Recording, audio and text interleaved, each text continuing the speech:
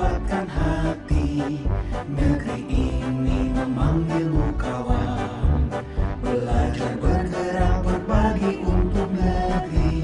Guru penggerak majukan pendidikan, guru penggerak menghamba para murid, kreatif rancang pembelajaran. Assalamualaikum warahmatullahi wabarakatuh.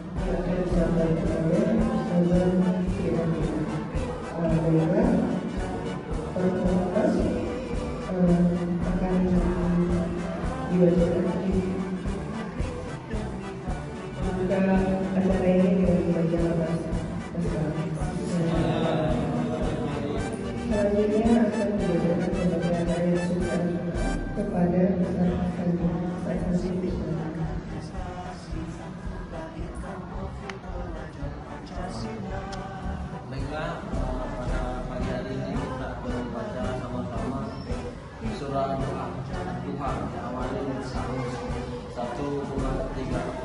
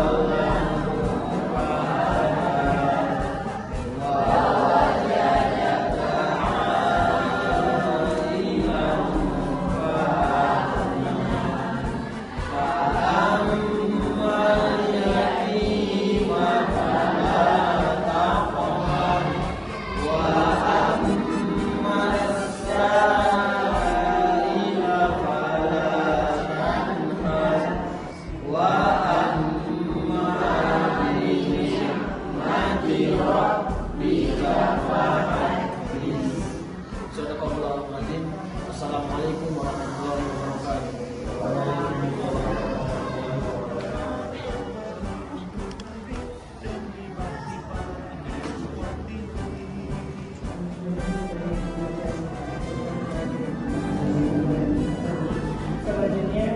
Dan terutama untuk diri kita sendiri dan juga untuk orang-orang di sekitar kita.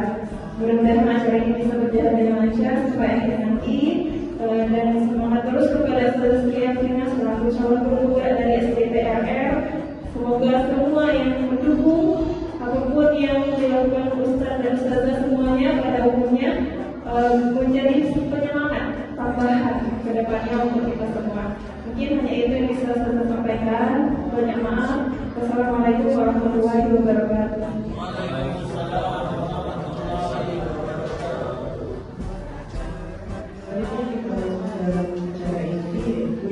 Presentasi dari calon guru pengarah dengan Kabupaten Jawa Timur tentang menjelaskan modul dari situs calon guru pengarah yang akan disampaikan oleh Ustazah Sri Andi.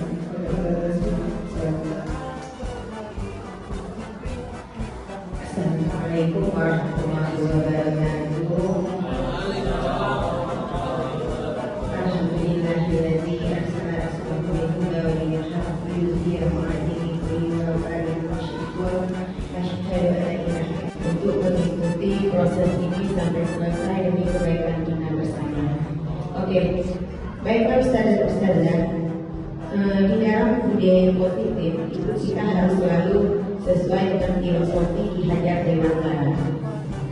Dan yang kedua, harus menggunakan nilai dan isi guru penggerak dan isi sekolah. Yang ketiga yaitu dalam menyusun visi kita menggunakan paradigma inquiry apresiatif. Artinya dalam melaksanakan perubahan dalam suatu komunitas kita, itu kita bertolak ukur pada inquiry apresiatif, artinya berdasarkan kekuatan yang ada. Ya, maksudnya kita ketika ingin merubah suatu paradigma, maka kita harus melihat kekuatan yang ada di dalam kita, bukan kelemahan. Karena jika kita melihat kelemahan yang ada pada diri kita, maka kita tidak akan maju. Jadi yang akan kita laksanakan yaitu meyakini dulu apa kekuatan yang ada dalam diri kita. Oke. Nah, dalam teori penerapan di budaya positif itu ada konsep disiplin dan motivasi. Di dalam konsep disiplin dan motivasi, nah, dan izin dulu memancing anak ustaz dan ustazah, boleh kita gunakan kata-kata apa yang boleh di sekolah dan apa yang tidak boleh di sekolah.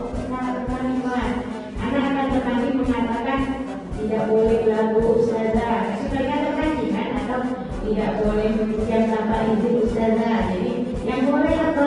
Jadi anak akan boleh kita memberi pertanyaan alternatif. Yang kedua, pernyataan universal, artinya semua itu bisa dirangkum, bisa merangkum seluruh anak, ya, bukan hanya terpojok pada sekelompok anak saja. Nah ini. Yang ketiga dibuat dalam bentuk positif.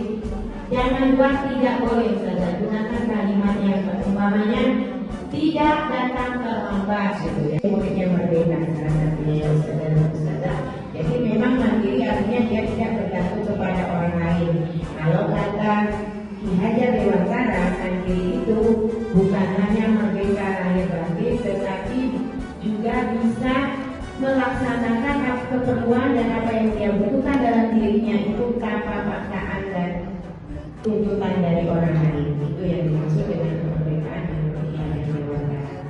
Lanjut ustazah. Nah, ini ada 5 posisi kontrol, yaitu penghubung, pembuat rasa bersalah, teman dan pemantau.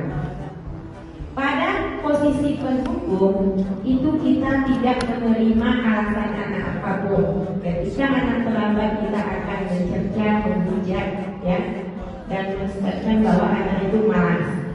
Oh terlambat terus, gitu ya, lebih keras dalam. Yang kedua, membuat rasa bersalah, ini mungkin yang sering kita rasakan, ya. Ya Allah, nak telat terus, apa ya kasihan dengan ustazah, tolong kalau kamu telat terus, ya. Nanti dimarah dengan kepala sekolah, gitu ya. Kalimatnya itu adalah membuat rasa bersalah. Kalau teman, kita dengan lembut, ya, kita menganggap anak kita teman dan menganggap membicarakan kesalahannya itu dengan santai. Pemantau itu anak tetap di posisi yang salah, yang kalah, ya, guru tetap berada di posisi yang menang. Kalau dalam posisi manajer itu menang-menang, anak menang, guru juga menang. Jadi dalam melaksanakan posisi manajer itu ada tahapan segitiga restitusi, yaitu yang pertama guru menstabilitaskan identitas anak. yaitu guru bertanya kepada anak tentang apa yang dia rasakan, alasan dia mengapa telat, dan juga kalimat motivasi. Saya juga pernah melakukannya, tapi kita bisa memperbaikinya. Jadi itu adalah kalimat positif yang membuat anak tidak merasa dia bersalah, dan dia akan, nah setelah itu kita bisa memperbaikinya. Pasti kamu punya alasan kenapa melakukan ini. Itu adalah validasi tindakan yang salah. Baru kita menanyakan apa keyakinan kelas kita yang telah kamu langgar. Maka dia akan mengungkapkannya. Setelah itu setelah menanyakan keyakinan, barulah kita bersama anak mencari solusi. Bukan kita yang menuntut mencari solusi ya Ustazah. Jadi kita menanyakan anak, supaya umpamanya anak terlambat, apa yang kamu lakukan supaya kita menghargai diri kita sendiri dengan nilai yang kita percaya. Artinya gini, ketika kita datang tepat waktu, itu memang kita sadar ketika saya datang tepat waktu, ini memang tanggung jawab saya sebagai seorang guru, memang itu sudah komitmen ya, bukan peraturan yang sudah komitmen. Jika disiplin itu adalah komitmen dari awal bahwa kita akan datang tepat waktu. Jadi itu. Jadi ketika kita percaya, meyakini bahwa itu adalah tanggung jawab dan komitmen kita datang tepat waktu, maka kita akan merasa tidak terbebani. Tapi untuk sampai ke tingkat itu kita akan melalui berbagai proses Ustazah. Saya juga akan melaluinya berbagai proses. Yang selanjutnya itu pembentukan keyakinan kelas. Nah, kenapa kita tidak menggunakan kata peraturan? Kalau kita menggunakan kata peraturan, anak akan terbebani, ya, akan berat karena kalau peraturan pasti akan hukuman. Jadi ketika keyakinan, anak merasa yang dia percayai, dia akan melaksanakannya dengan senang hati, dengan ikhlas hati. Nah, pembentukan keyakinan kelas itu dilaksanakan secara bersama-sama oleh guru dan peserta didik. Bukan kita yang membuat peraturan, tapi saya lihat kata-kata kita sudah menanyakan kepada anak menggunakan stick note, ya.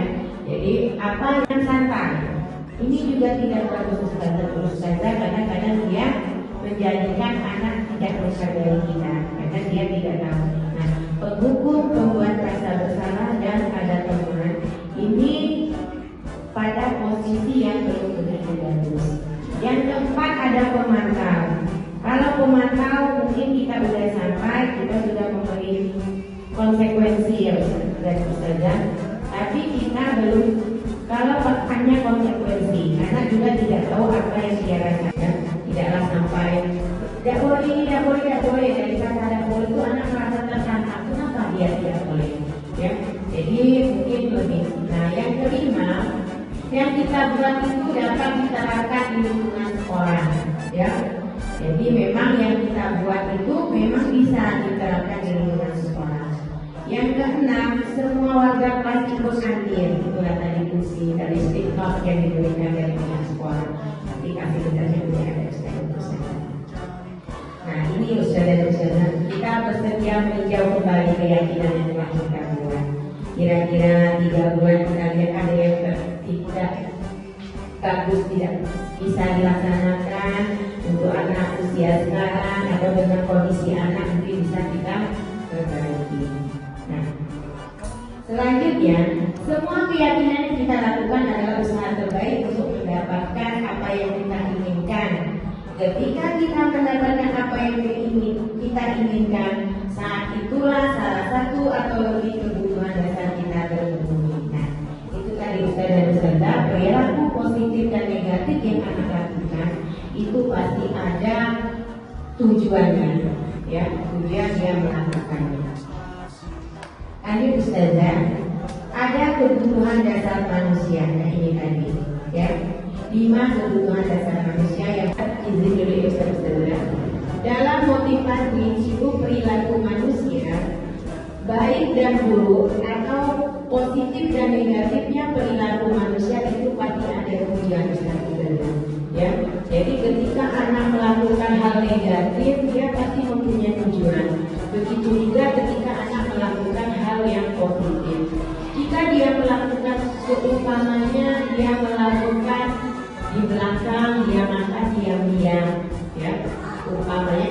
proses pembelajaran anak di belakang makan diam-diam.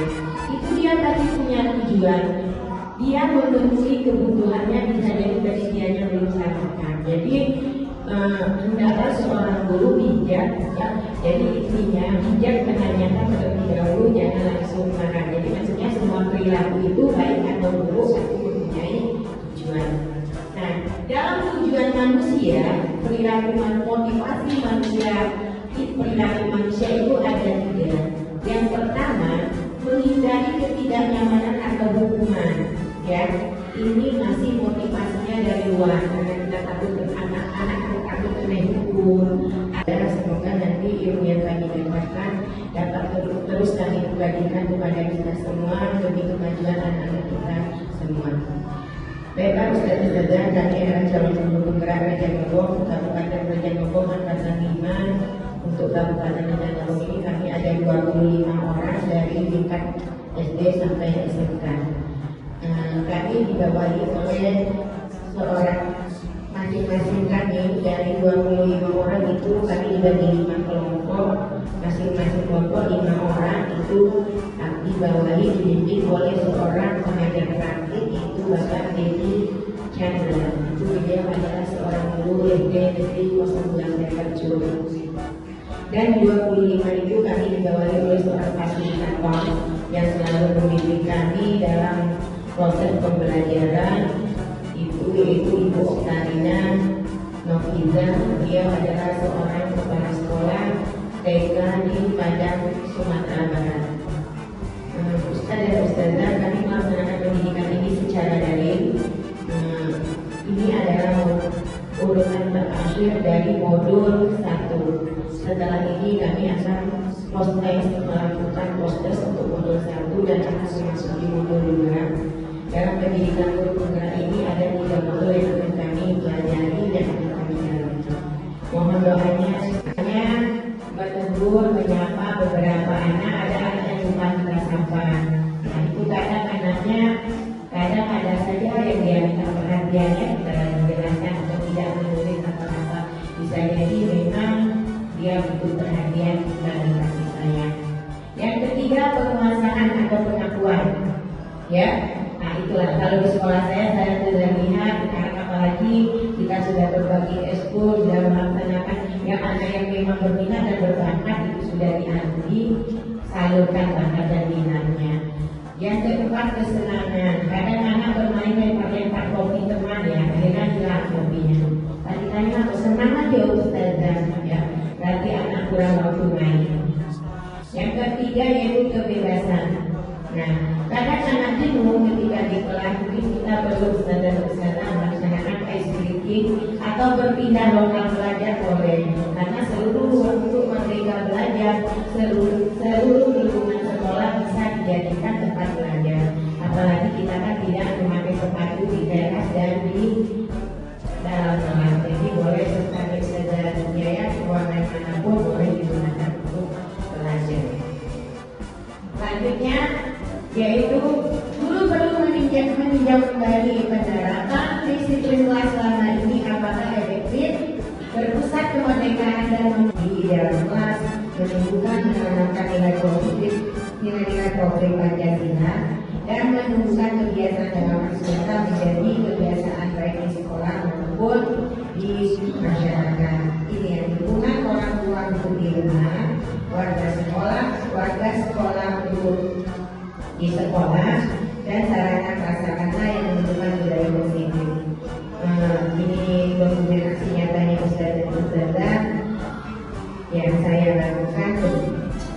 Ini kesepakatan kelasnya. Oke, sebelumnya mungkin kita boleh, sebelum kita ke ada yang ditanyakan, kita explain sebentar Ustaz dan Ustazah. Demikianlah dan terima kasih. Pada suatu hari ada empat purnawan, 4 yang bersahabat, 4 anak yang bersahabat, yaitu Ana, Ani, Tono, dan Tony. Mereka akan berencana pergi ke lapangan untuk bermain melihat pameran. dari jam 15 bertemulah Ana dan Todo. Sedangkan Ani dan Tini mereka tidak berkumpul pada saat ini. Mereka berdua kemana? Todo dan Tini.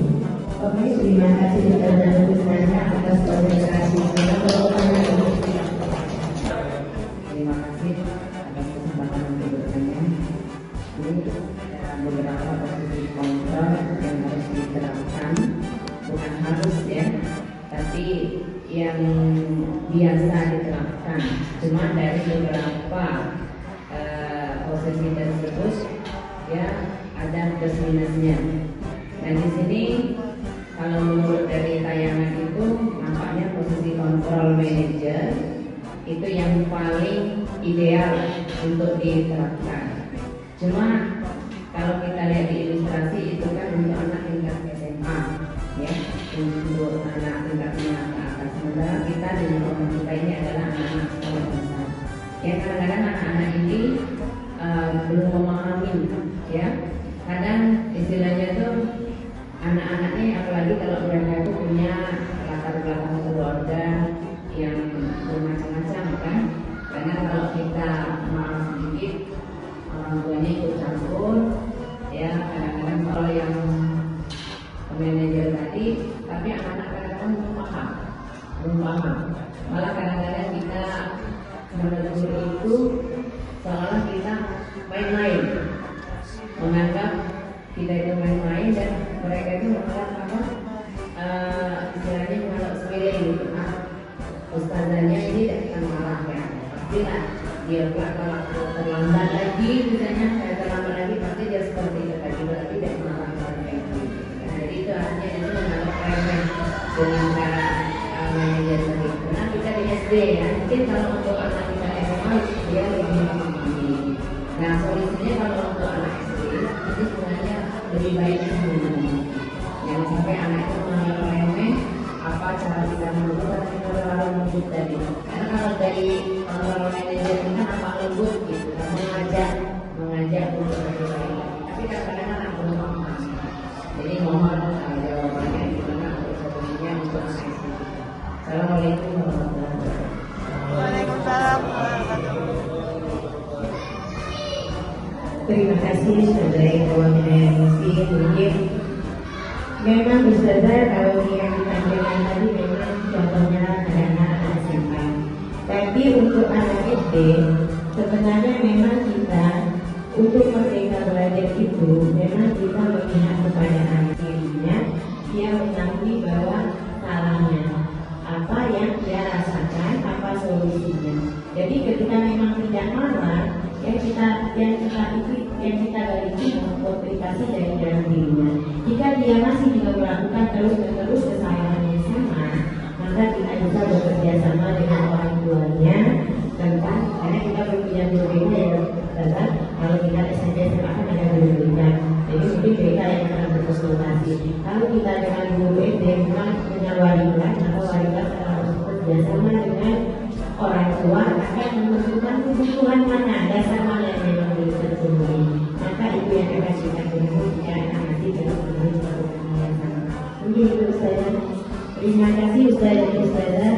Lebih dari kurang mohon maaf. Terima kasih atas waktunya. Wabillahi taufiq wal hidayah. Wassalamualaikum warahmatullahi wabarakatuh.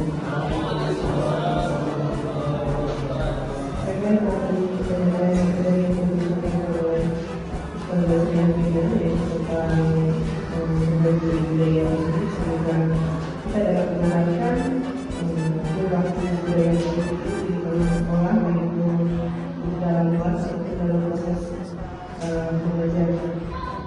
Baiklah, kita dapat mengenalkan perilaku budaya positif di dalam sekolah, baik itu di dalam luar ataupun dalam proses pembelajaran. Baiklah, kita akan untuk acara kali ini itu membahas